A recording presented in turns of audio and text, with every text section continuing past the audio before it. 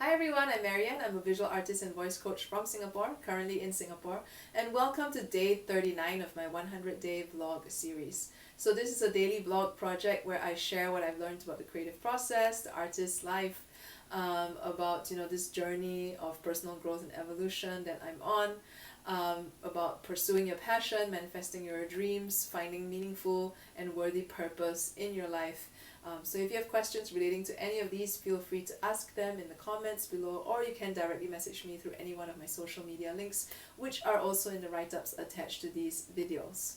So yesterday I talked about how each of us, we are basically practitioners in learning how to, in living the best life that we can possibly live. And being a practitioner means that this is something that you have to consistently be working on towards your goals. Like there is no such thing as one day I will start doing it only when I get more money, or I will start doing it only when I have when I start a family, or I will start doing this only when I have that career promotion I've been dreaming of. That's not how it works. A practice in living our best life is something we have to be working on consciously basically every single day of your life. Because like I said, about entropy, right? Like the moment we stop progressing in whichever area of our life we're working on, that's where entropy sets in, and we actually go backwards in our progression rather than going forward. And the only way to go forward is to keep going at it and to keep finding ways to do things, in a more systematic or more efficient or more effective manner. So it's not just making progress in the thing that you are working on, but it's also making progress in how you are working on the things that you're working on. So there's always a lot of things to keep improving and to keep working on and to keep figuring out and to keep testing things out in order to see what is it that really resonates with you, and what is it that really matters to you, and what do you want to commit yourself and devote your time and energy into practicing as an expression of how you live your life.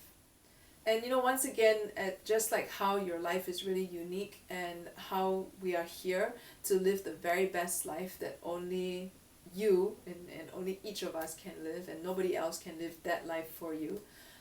It's also a process of the way to get there is also something that is going to be very unique to you, but at the same time it's not a very clear-cut way. It's not something that there's a map and you just have to go from point A to B and C and D and then you're done. A lot of times it's more like, okay, you have a map, and you have seen other people, from other people's journey and examples, that this is the path, this is the kind of path they've taken. And maybe you test out a few of them to see if it resonates with you, and then you find that they don't. And then you're left with like, okay, I have to find another way. And that's really how it is. You find another way, and then you find something that works, you move forward, and then once again you have to repeat that process of figuring out where to go next or how to get there next. And it's an ongoing thing. It's not something that you would wake up one day and have all the answers. It's not something that you can wait until it's not something that you can wait until you have until the right time, or like when you have more money, when you have a family, or when you have that job promotion, whatever it is. It's not something you can wait until then to actually start working on. It's something that you concurrently have to start working on if that's really what you want. If you want to grow and evolve and live the best life you can live, and really discover who you are, and what really matters to you, it's not something that can wait. It's not something, because you're not gonna know when your time is up, right? Like, we're given this one life. I don't know who gave it to us, right? But we have this one life, at least for sure, that we know of. And it doesn't matter what your religious beliefs are, it doesn't matter whether you believe in reincarnation, you have this one life right here, right now.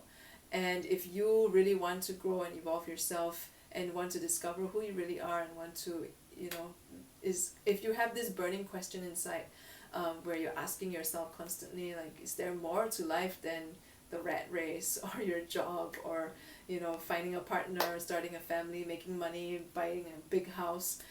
If you're constantly aching for more than all of that, then the time to start on all this is now, because it's a practice and it's a process. You know, you're never gonna get to a point where one day you wake up and you have all the answers.